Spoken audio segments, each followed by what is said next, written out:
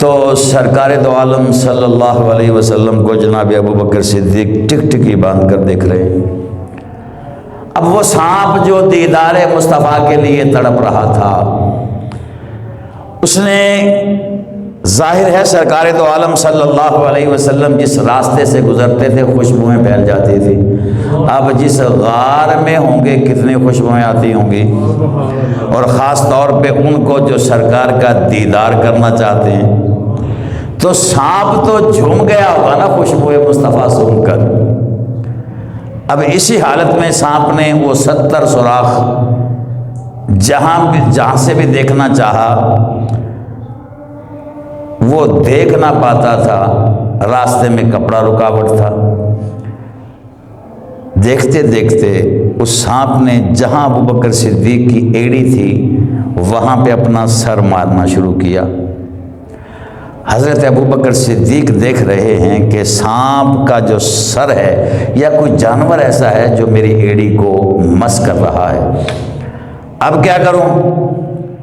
سانپ یہ چاہتا ہے کہ ایڑی ہٹا لیجئے، میں بھی دیدار مصطفیٰ کر لوں۔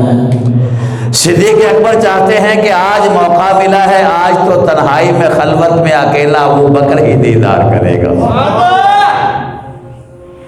اب وہ سانپ زبان حال سے کہتا ہے کہ آسے آسے عمر گزاری تے میں جھلے خار ہزار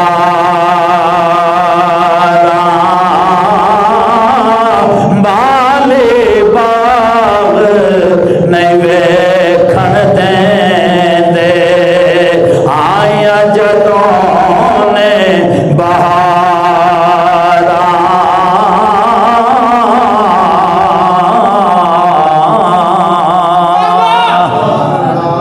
اب سانپ یہ چاہتا ہے میں دیدار مصطفیٰ کروں، حضرت صدیق اکبر ایڑی نہیں ہٹا رہے۔ سانپ بار بار سر مار کے بتا رہا ہے کہ حضور ایڑی ہٹا لیجئے گا، جس محبوب کا دیدار آپ کر رہے ہیں میں نے بھی کرنا ہے۔ 600 سال گزر گئے لیکن حضرت سیدنا صدیق اکبر ایڑی لگا کر بیٹھے۔ سانپ نے اپنی زبان سے کہا بھی کہ ایڑی ہٹا لیجئے، میں مارے غار ہوں۔ آپ نے فرمایا کوئی مسئلہ نہیں، اگر تو مارے غار ہے تو میں یارے غار ہوں۔ سانپ نے کہا جس کو میں ڈس لیتا ہوں وہ پانی نہیں مانگتا۔ جناب صدیق اکبر نے فرمایا تو پانی کی بات کرتا ہے کہ جن کے تلووں کا دھون ہے آب حیات، جن کے تلووں کا دھون ہے آب حیات، ہے وہ جان مسیحا سب سے اعلیٰ نبی سب سے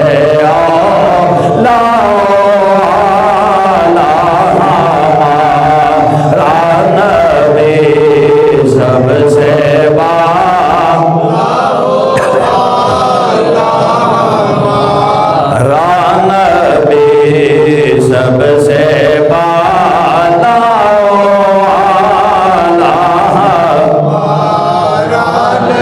آخرکار جب سانپ نے ساری کوشش کر لی، حضرت ابو بکر صدیق نے اپنا پاؤں نہیں ہٹایا۔ اب سانپ نے ڈسا، صدیق اکبر کی ایڑی پر ڈسا۔ تو سانپ جب ڈستا ہے تو جسم میں بہت زیادہ گرمائش شروع ہو جاتی ہے، گرم ہو جاتا ہے، جسم تپنا شروع ہو جاتا ہے۔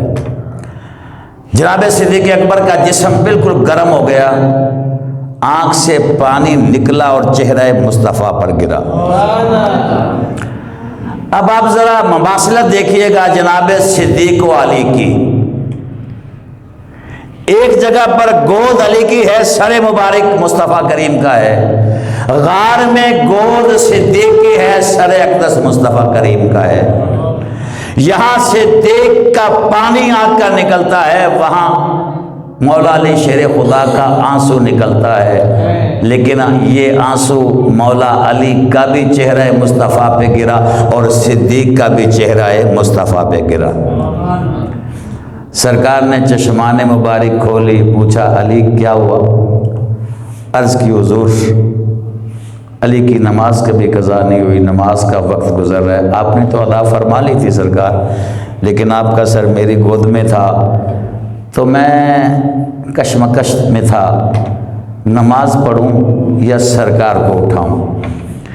لیکن علی نے یہ عقیدہ دیا کہ جب اطاعت مصطفیٰ میں ہو تو وہ بھی عبادت ہی ہوتی ہے۔ حضور میں نے آپ کو اٹھانا مناسب نہیں سمجھا، لیکن اب تو سورج غروب ہو رہا ہے۔ سرکار نے فرمایا علی کوئی بات نہیں، نماز ادا کرنا چاہتے ہو تو نماز ادا کر لو، میری شریعت میں اجازت ہے، ادا نہ پڑھ سکو قضا پڑھ لو۔ عرض کی حضور علی کی تو کبھی قضا ہوئی نہیں۔ اب وہ مچ بال کے کڑے پہن کے کتے ریچھوں کی لڑائیاں کروانے والے پیر، بلکہ پیڑاں، وہ سوچیں کہ وہ علی کا نام کس طرح لیتے ہیں۔ علی تو وہ ہیں جن کی نماز کبھی قضا ہی نہیں ہوئی، اور تم نماز کے نزدیک نہیں جاتے، نعرے علی کے مارتے ہو۔ معلوم ہوا یہ سب جعلی ہیں، 2 نمبر ہیں، یہ اصل پیر نہیں، ڈبے پیر ہیں، بلکہ یہ پیڑاں نے پیڑاں، پیر نہیں۔ مولا علی شیر خدا نے عرض کی یا رسول اللہ آپ کے ہوتے ہوئے بھی قضا ہی پڑھوں گا، اتنی بڑی بارگاہ میں بیٹھا ہوں، قضا کیسے پڑھوں؟ علی کی تو کبھی قضا نہیں ہوئی۔ سرکار دو عالم صلی اللہ علیہ وسلم نے رب تعالیٰ کی بارگاہ میں عرض کی مالک و مولا علی تیرے محبوب کی اطاعت میں تھا، نماز قضا ہو گئی، ادا پڑھنا چاہتا ہے۔ تو رب تعالیٰ نے فرمایا محبوب پھر آپ کیا چاہتے ہیں؟ عرض کی حضور میں چاہتا ہوں الہ العالمین، میں چاہتا ہوں سورج واپس آ جائے تاکہ علی نماز ادا پڑھ لے۔ تو اللہ عز و جل نے فرمایا سورج میں نے بنایا ہے لیکن تابع آپ کی کیا ہے، آپ اشارہ فرمائیں نہ مڑے تو پھر مجھے بتائیے گا۔ بس سرکار نے وہیں سے اشارہ فرمایا، اشارہ، سورج واپس عصر کے وقت پر آیا، مولا علی شیر خدا نے نماز عصر ادا کی، قضا نہیں پڑھی۔ دوسری مماثلت یہ بھی ہے، سرکار نے فرمایا کل میں جھنڈا اس کو دوں گا جو خیبر فتح کر کے لوٹے گا۔ پھر کہتے ہیں نبی کو علم غیب نہیں ہوتا۔ اب صبح فجر کی نماز میں ہر صحابی کی خواہش تھی کہ سرکار جھنڈا ہمیں عطا فرمائیں، چونکہ کل تو فتح ہونی ہی ہونی ہے، سرکار نے جو فرما دی ہے۔ لیکن سرکار دو عالم صلی اللہ علیہ وسلم نے فرمایا علی کو بلاؤ۔ صحابہ کرام نے عرض کی حضور علی کی آنکھیں خراب نہیں کہہ سکتے، آنکھ آئی ہوئی ہے، تو اس لیے اس کی جگہ کسی اور کو عطا فرما دیں۔ حضور نے فرمایا نہیں علی کو بلاؤ۔ مولا علی شیر خدا پیش بارگاہ رسالت حاضر ہوئے، سرکار نے فرمایا علی کہاں رہ گئے تھے؟ عرض کی حضور ذرا آنکھ آئی ہوئی ہے، اس میں تھوڑا سا مسئلہ ہے، لالگی ہے۔ تو سرکار نے فرمایا آنکھ ادھر کرو، سرکار نے لعاب دہن لگایا، آنکھ بالکل ٹھیک ہو گئی۔ مماثلت دیکھیے گا۔ صدیق نے عرض کی حضور مجھے ڈسا گیا ہے، ڈنگ مارا گیا ہے۔ سرکار نے فرمایا اچھا صدیق ایسے کرو، جہاں ڈنگ مارا گیا ہے وہ جگہ میرے پاس کرو، میرے قریب کرو۔ صدیق نے ایڑی ہٹائی، سانپ نے دیدار مصطفیٰ کر دیا۔ تو سرکار نے فرمایا سانپ تیرا کام ہو گیا، اب تو چلا جا۔ صدیق اکبر کا جسم تپش سے بالکل تپ رہا تھا، سرکار نے لعاب دہن لگایا۔ صدیق اکبر فرماتے ہیں اتنی تپش تو سانپ کے ڈسنے سے نہیں ہوئی تھی جتنی ٹھنڈک سرکار کے لعاب دہن سے ہو گئی۔ یہ ہے عشق مصطفیٰ، اس لیے ہم کہتے ہیں کہ صدیق صداقت کا انمول نگینا ہے، صدیق صداقت